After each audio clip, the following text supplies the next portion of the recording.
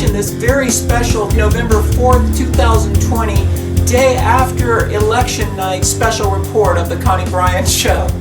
And it's also a special episode because this is my inaugural episode for, now that I've launched my newest platform with Patreon. So I'm pretty excited about that. I already did put up one video that I had already shot, but this is actually the first one that I'm doing from my new set design, my new We the People set. So when I do the monthly show, of course, I do it from my usual set for the Connie Bryan Show, but this is going to be a set that I'm going to be using a lot more often. We're going to be doing more frequent episodes, and I'm calling them special reports, at least weekly, if not on a daily basis when I can. And it's going to, of course, as you can see, it's going to be a completely different look, but it's all about raising awareness for we the people needing to take a stand more than ever right now in taking our country back. What I hope to do eventually, I started this Patreon platform because my show has been so harmed by YouTube. Over the years, YouTube has clearly made it difficult for viewers to find me. It's called, one of the terms they use for it is shadow banning. When you have a program that really brings the truth to people, that's not what the powers that be want, to put it in a nutshell, okay? There is this huge design by these monopoly corporations and big tech in general to control the information that you hear for their agenda, to put it in a nutshell. And so people like me who talk about things like the fact that we weren't told the truth about 9/11, and I don't know if maybe many of you watching right now aren't aware, but those who know of my show and know of me for quite a while know that I've done a couple of programs on that topic. Even had Eric Huffschmidt, the author of Painful Questions, on, and we did a whole hour special way back. I was one of the early voices speaking out about the lies we were being told about 9/11, how it was a false flag, how the planes weren't the cause of those buildings coming down, how it was all being used as an excuse, a Pearl Harbor type of event to galvanize support with Americans at the loss of over 3,000 lives, but used to justify going into Iraq. And I did another episode on the 28 pages. Check that out, because a lot of you watching right now, you don't even know about the 28 pages, and you should. That's one of the most important things Americans should know about, of the 28 pages that were deleted, that were redacted from the Congress investigation into 9/11 that Senator Bob Graham has been just beating the drum about, because he was the commissioner at the time. He was the co-chairman, at the time of that investigation by Congress. And he has been crusading for years trying to get those redacted 28 pages that showed Saudi Arabia was the funding behind the attacks of 9/11. And that's what the American public needed to know. But George Bush and Bob Mueller were instrumental, along with the CIA leadership there, to keep all of that from you until, guess who unredacted it all? It was Barack Obama. In 2015, I believe it was, not long before his term ended, he unredacted those 28 pages. So now we know what you should have known years ago, way back when the investigation took place, that was kept from you, and that is that who was behind the attacks of 9/11? Okay, who was behind it? Who funded it? Was Saudi Arabia. So I'm telling you this because I'm explaining to you why YouTube has definitely made it hard for people to find my program.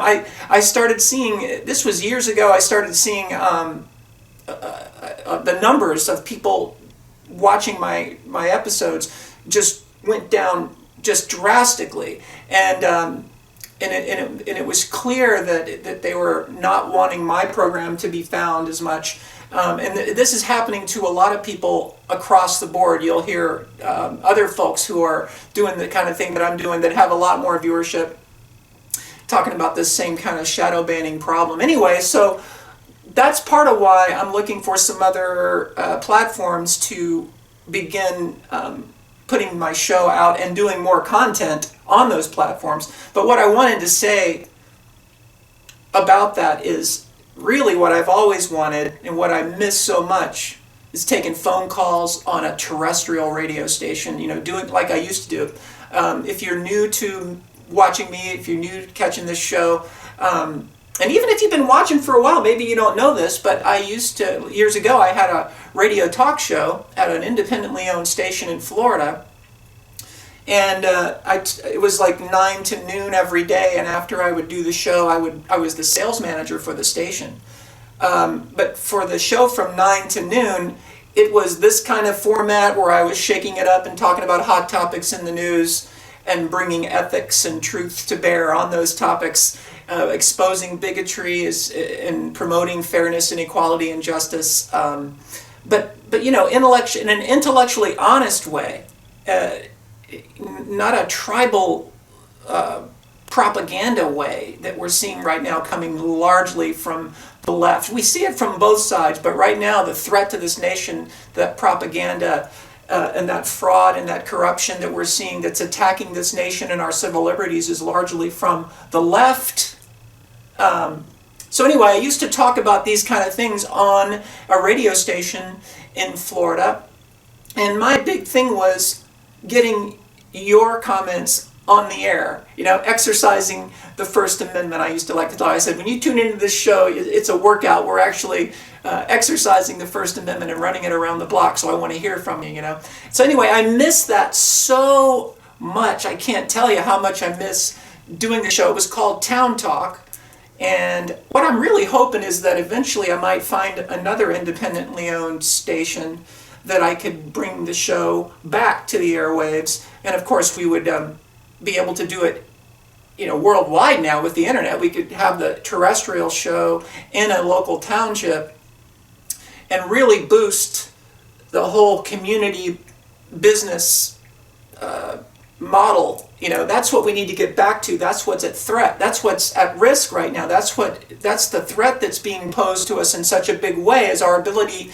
to have our own small business. Small businesses are just being eradicated by this global agenda, and what local radio program does is it really puts the focus back on that, and that's what I was always about. I was frequently, I had programming where I was exposing that threat from Walmart that was known for wanting to destroy small business, and so I was always telling my audience, don't shop at Walmart, And now Amazon and that whole model makes Walmart almost kind of look a little quaint, doesn't it? I mean, Walmart is still a big threat, and continues and always will be to small business and communities. But Amazon has even kind of dwarfed them for the most part. Walmart's trying to catch up, but geez, you guys stop shopping at these big box monopoly small business community killers. You've got to stop it.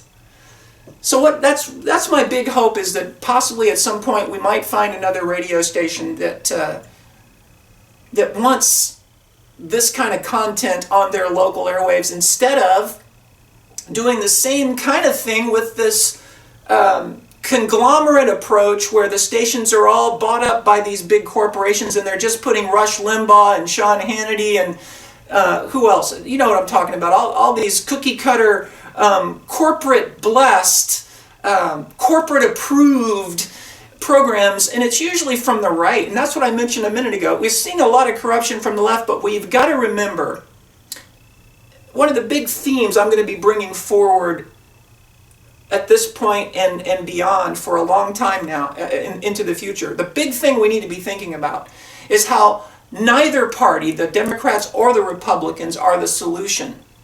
They are both bought and controlled by huge monopoly special interests, big tech largely on the left, and other big, huge, big banking and big insurance, and to some extent even big pharma on the right. But largely it's big tech, big pharma on the left, and a bunch of others on the right that are all these elite 1/10 of 1% wealthy, organizations and institutions and corporations that control these parties, and it's we the corporations running this country, not we the people. So here you want to know what the solution is in a nutshell, is we have to take our nation back for the people and create a third party, another party. We've got to come up with a name. I don't know, maybe it could be the American Party, okay? The Freedom Party, the We the People Party, the 99ers, for the 99%. I'd love to hear some of your ideas along these lines. And if you do email me, Connie at ConnieBryan.com, maybe even include a name that you think would be great for a new third party that's going to cross party lines and bring us together. Because when I talk about this topic, I find unity on both sides of the aisle.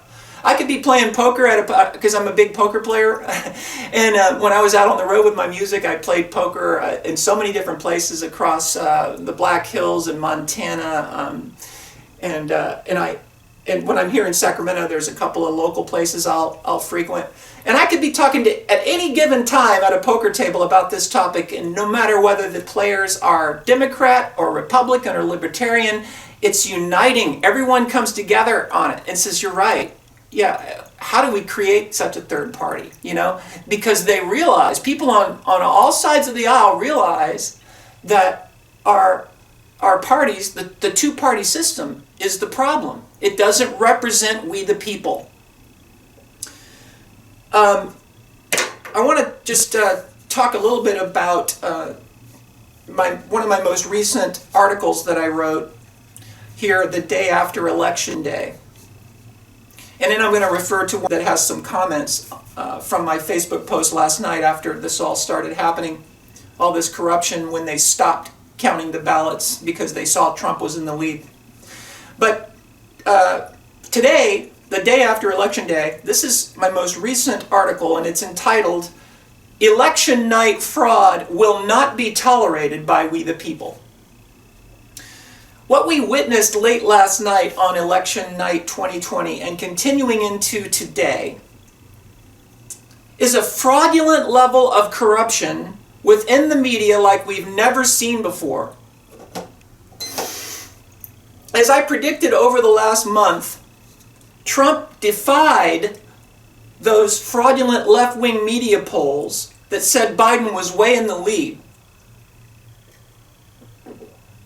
You saw that. There's no doubt about that. Those polls, he defied them, and he won. He won last night in a big sweep, keeping all but one of the states that he won in 2016, and he was strongly ahead in each of the battleground states that were needed to win and gaining ground. He was ahead and gaining ground in those states, the battleground states he needed to win, those being Ohio, Pennsylvania, North Carolina, and Georgia. He was in the lead in Wisconsin and Michigan. Also having held on to all the states but one, supposedly, but that's still in question, Arizona. Right now, as I'm taping this program, there's controversy about that having been called by the networks for Biden because there's still many outstanding votes to be counted there. But the corrupt media that we have today, that is a big part of the problem, the threat this nation faces, that's pretending to be the news, that most of you are still watching, thinking that it's journalism when it's nothing but left-wing propaganda. That media, that mainstream media, realized their goose was cooked as Trump's lead in those battleground states stayed constant. And suddenly they announced the unimaginable last night. If you were watching, you had to be stunned like I was. I about fell off the couch. Because late last night, all of a sudden, they decided that they would stop the counting and the coverage immediately. They did that at, I don't know, it must have been, what was it? Probably around Pacific time. It was probably around 1 in the morning, wasn't it? I think, so that would have made it, if you were on the East Coast, it was around Had to be like 3:30, 4 o'clock in the morning. Maybe it was a little earlier than that. They used what many of us who have been paying attention figured they would use, the concocted excuse that, well, there's still outstanding mail-in ballots. But even if that's the case, and sure, there are some outstanding ballots to be counted, but even if that's the case, understand something important.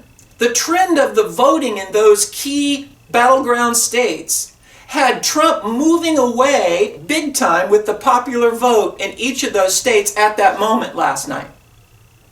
So in any regular, non-fraudulent, real news coverage of such a thing on election night, just like all elections in the past in my lifetime and yours,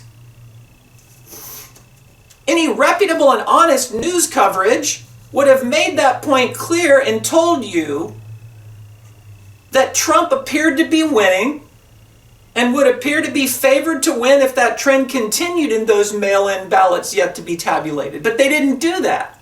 They just stopped everything, which was just inconceivable.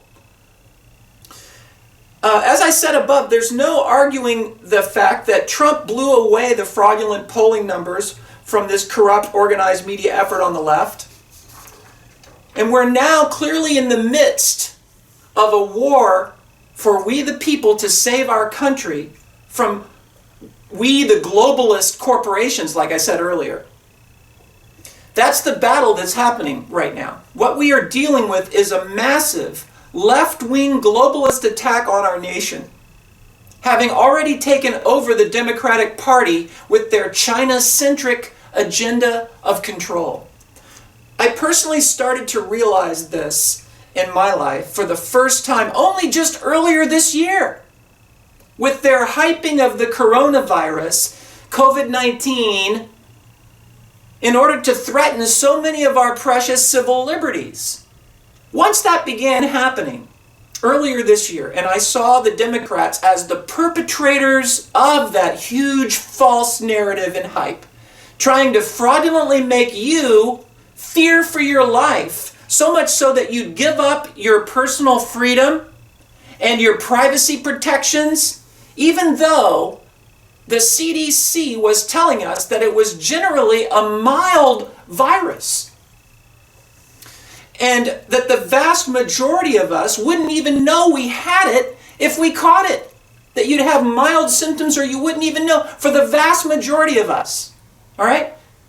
So even though we had the CDC telling us this, their agenda was to scare the shit out of you so that you would submit and let them force you to lose your livelihoods, lose your jobs, to forcibly close your business, make you stay inside, which makes you even more unhealthy because you're not out breathing fresh air and you're not getting sunlight for your vitamin D. All the things that they're doing are so counter to what should be happening, and that is that we keep things like normal, which is what the Great Barrington Declaration and the top doctors in our country are saying, is we've got to get back to normal, get back to work in order to reach herd immunity. But all that was hidden from you, and you were told the opposite by this agenda. And once I saw all this happening, and it was coming from the left, this fraudulent agenda, I realized, it was just an eye-opener for me. So now, the challenge is to open your eyes. For maybe many, but at least some of you who are watching right now whose eyes aren't yet opened, that's the challenge. Hopefully many of you watching, your eyes are opened already. We don't have to have a, quote, civil war, but we the people are clearly now in at least a Cold War against this threat to our nation and our precious freedoms, which is what our democracy is all about, and what we have to protect from this agenda that I'm talking about, that's infected the Democratic Party, of which I currently am a member, so I'm kind of fighting, kind of behind enemy lines, so to speak. I don't know how much longer I'm going to remain a member of the party. Anyway, let me continue. Despite continuing with my most recent article, that I just wrote today, the day after Election Day. Despite how much of an a-hole Donald Trump's entire life has consistently proven him to be, at least he and his very hypocritical, oftentimes hypocritical supporters, at least they see this existential threat to our nation, and they're resisting it. Okay? That's why many Democrats like myself have jumped ship and joined them in supporting Trump. As I've written about before, I never thought I'd see the day that I'd vote for Trump. It was just, this is just blowing my mind that things have gotten so bad so quickly from the left that I would feel the obvious need to vote for him. But I had no choice, since a vote for Biden, listen to me closely, a vote for Biden is a vote for this fake pandemic, a vote for forced mask wearing, a vote for forced cell phone tracking of your every move, a vote for mandatory dangerous vaccines, etc., etc. Because he is bought and controlled by this globalist threat to our democracy, by these globalist corporations joined at the hip with China. It's a global partnership with these big corporations in bed with China, and Biden being sold out to China, just like these recent emails with his son have proven. Okay, it's this global partnership that's going on here, and it's time for you to wake up to this awareness and join the rest of us in refusing to allow this attempt to steal the election that we're seeing right before our very eyes. Now, I want to also share, before I wrap up this article, something that I wrote last night in the heat of the moment, and a couple of comments that came in to that post. Last night when I was on Facebook, and you can find me on Facebook, just look up Connie Bryan, or type in the Connie Bryan Show on Facebook, and I know there's a multiple number of Connie Bryans. You can't miss me, can you? Just scroll down the list until oh yeah, there she is. Come on. Okay, so this is what I wrote on Facebook last night, and it's entitled "Breaking Election News: Most Mainstream Media News Outlets Using False Excuse of Mail-in Ballots to Hold Back the Fact that Tonight Trump Won the Key States of Michigan, Wisconsin, Pennsylvania, North Carolina, and Georgia." So that was the headline on it. Kind of a long headline, I admit. And then I began writing the main text. Tonight's voter election turnout numbers showed clearly that Trump won those key states hands down. The mainstream media was stunned to see those strong wins in those key states and deliberately held back reporting those wins, or the fact that Trump was ahead. Then at about 9:30 p.m. Pacific time, Biden comes out and gives a speech that was extremely dishonest, claiming that he was ahead when that was absolutely not the case. He was behind and losing. And he came out and lied and told the mainstream, in the mainstream media, told the general public the opposite. It was an outright lie. The numbers were showing Trump was in the lead in those key battleground states at the time Biden did that. He was losing badly. All the polls were proven wrong. Everybody had seen it, that all the polls from the mainstream media trying to tell us all these months leading up to the election that Biden was way in the lead, it was all bullshit. Okay? All that was exposed last night. And then on top of that, we had Trump in the lead and taking off, moving way ahead, starting to gain ground, in other words. So now, I said here in this post on Facebook, they appear to be trying now to set things up to pretend that they have found millions of mail-in ballots after election night, in the days, coming now, after election night, that they've found millions of mail-in ballots to overturn Trump's big lead last night. So then I get some comments I just wanted to share with you real quickly. One from Ruben. Biden just won Michigan. Okay, so this is actually today. These comments are coming in the day after. Just like I was talking about, they're trying to claim now they're going to find millions of ballots suddenly to overcome the lead that Trump had. So Ruben writes me and says, Biden just won Michigan. Where do you get your information? Where do you get yours, dummy? So I wrote back, Biden did not win Michigan. The mainstream media was stunned, I tell him, as the numbers showed Trump significantly in the lead in not just those states last night, but big time in Pennsylvania, big time in Georgia, and in the lead, but maybe not big time, but in the lead and winning in even North Carolina. And then they froze the counting, I tell Ruben, which was unprecedented. They did this openly using the excuse of mail-in ballots, and that isn't me making this up. They said this openly last night, that was their excuse. And that's not any excuse. It's to stop the counting. You keep counting those ballots. You don't say, well, we have to stop everything until tomorrow. That's insane. They wanted to buy time, though, I'm telling Ruben, they wanted to buy time until they could falsely manufacture a fraudulent count.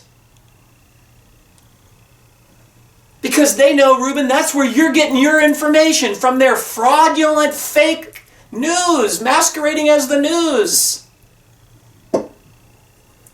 If you're watching CNN, MSNBC, ABC, and the like, you are the sheep they're counting on as they fake count these votes. There's two things they're counting: the fake votes and you sheep. They're counting on you to believe this BS. And then I get a comment from Terry to this post. Yes, Biden did win Michigan. Biden did win Michigan. Jesus. Ruben then chimes in. Again, the same guy I just told you. Ruben comes in again with this comment. Reality should not get in the way. Reality should not get in the way, he says. And he says, Michigan was won by Biden. Please don't drink the Kool-Aid, he's telling me. Okay? This is what you get when you try to open people's eyes. And so what I just want to share in closing in this part, what I said back to both of them. You two sheep need to remember something very important. When reality involves the level of corruption and fraud in the mainstream media we've been witnessing at a fever pitch from the left, then reality becomes a manipulated perception. It's not reality anymore. It becomes a manipulated perception controlled by them that sheep like you drink, and not just like Kool-Aid in your example, Ruben, like you accused me of, but you are like an alcoholic sheep, getting drunk on their vodka cocktail or whatever it is. Their communist cocktail, I should say. What we are seeing is unparalleled fraud right in front of our eyes right now after they saw Trump in the lead in those key states last night and abruptly stopped the counting.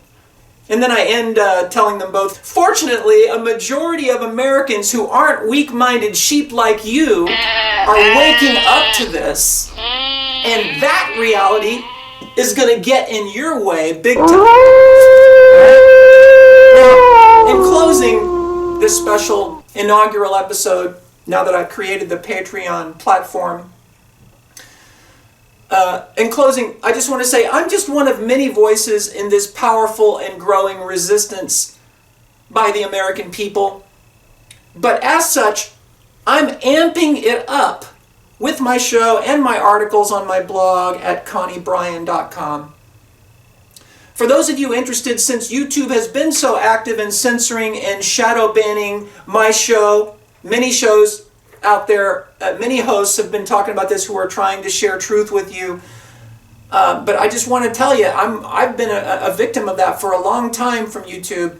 That's why when you look on there, you'll see a lot of my programs don't have a lot of views showing. They're making it really hard for people to find my show. They have for a long time, ever since I started doing programs, like I told you earlier, exposing the truth about 9/11 and other things. I'm creating a couple more platforms for the show, including Patreon, and I'm going to be working on Vimeo also.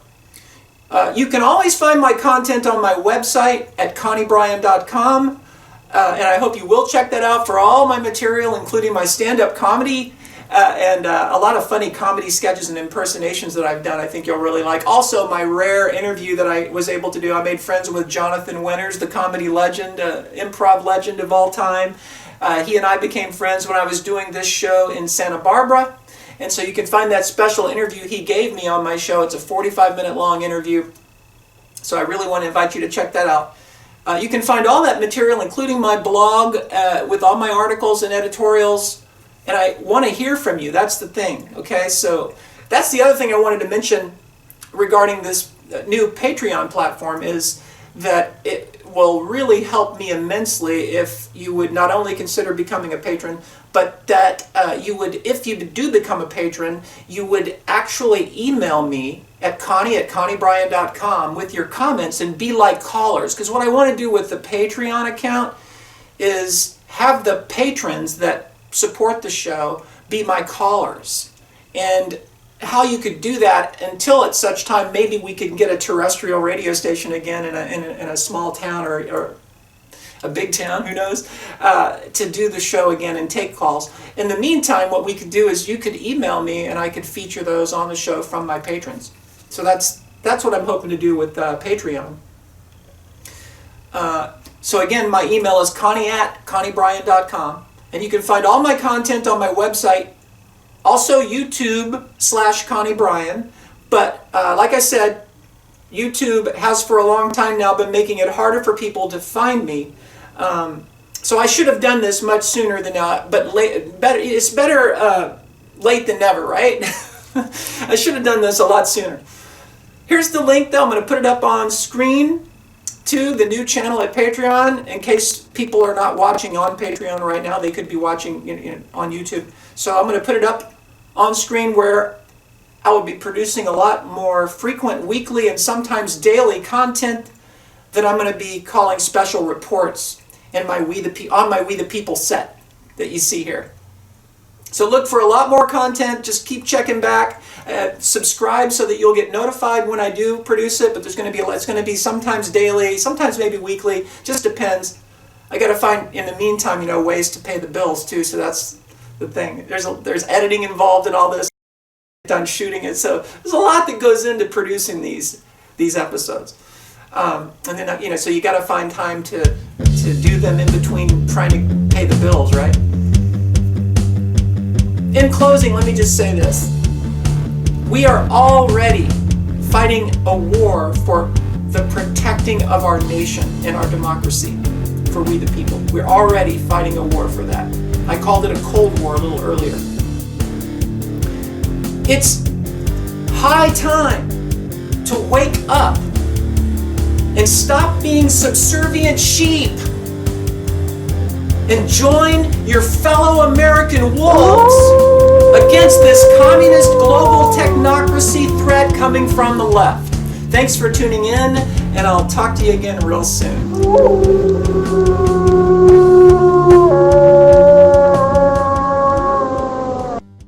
Given, as you heard from the introduction, that I have been around for a while and have had the opportunity and the privilege and the pleasure of serving in 5 administrations, I thought I would bring that perspective to the topic today, is the issue of pandemic preparedness. And if there's one message that I want to leave with you today based on my experience, and you'll see that in a moment, is that there is no question that there will be a challenge to the coming administration in the arena of infectious diseases, both chronic infectious diseases in the sense of already ongoing disease, and we have certainly a large burden of that, but also there will be a surprise outbreak, a surprise outbreak, a surprise outbreak. But and in I any hope by case, the end of my yes, how we are going to be with each other when we're creating this new world order is going to be the most important thing.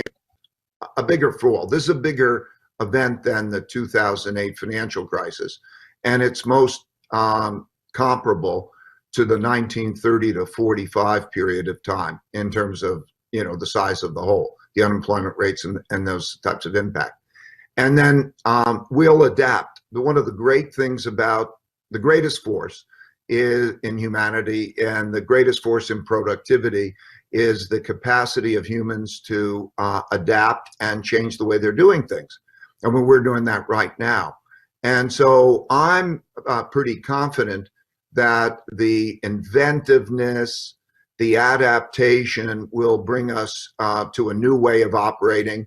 And let's say if you take that decline, that'll be a peak to trough decline of somewhere in that magnitude, that will get past that, but it'll be a total new world order. The world won't resemble the world that we're used to.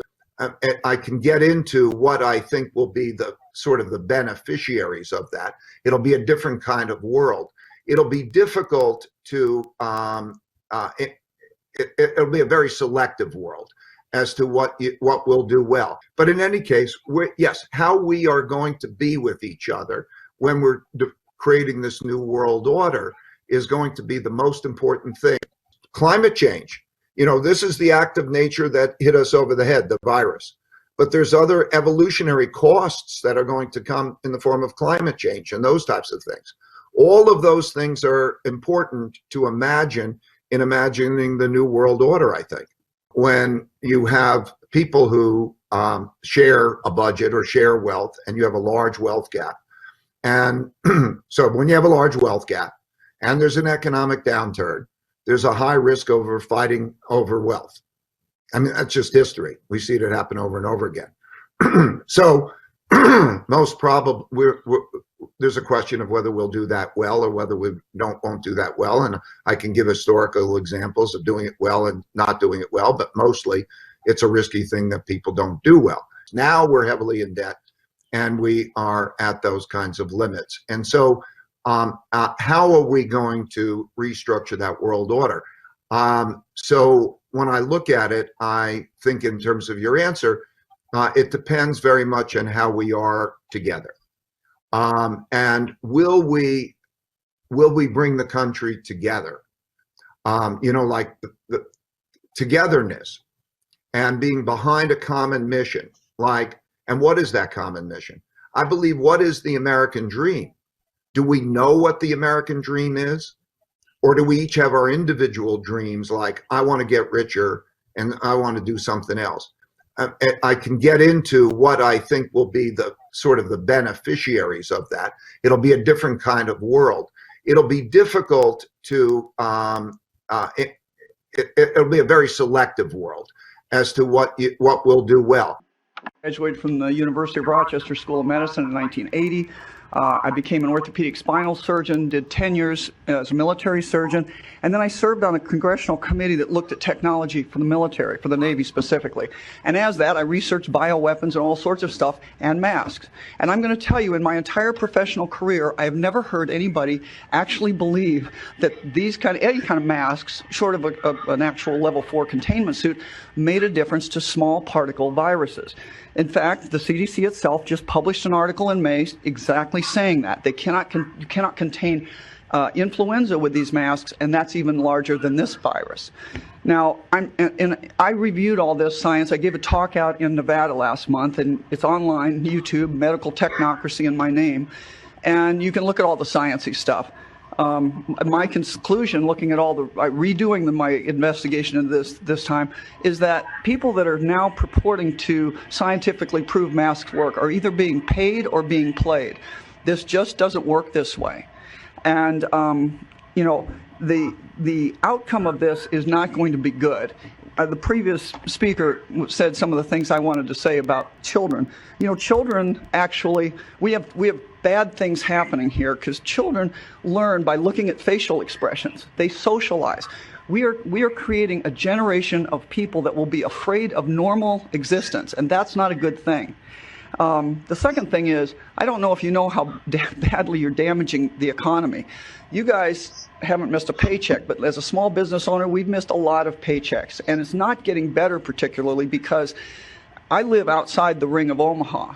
And you know, when you live outside there, you don't have to wear a mask. We're not social distancing. We're all hanging out with each other, and nobody's getting sick any more than they did last season. The actual survival rate this season is 99.991%.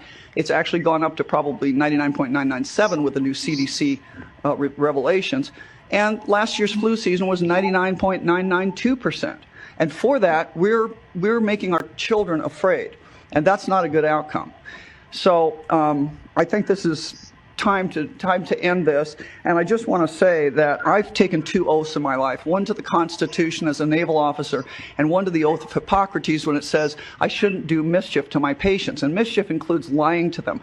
I'm just not going to do that anymore. I'm not wearing a mask, and I guess I won't be shopping around if that's necessary. But I think it's time that, I mean, you guys could turn this around. You're either going to ride the city down or you're going to turn this around, and you can do it right now. I'm just reminded of Boris Yeltsin's, you know, this lie is going to fall apart here pretty darn soon. The truth is coming out. And Boris Yeltsin once said, you can sit on a throne of bayonets, but you can't sit on it for long.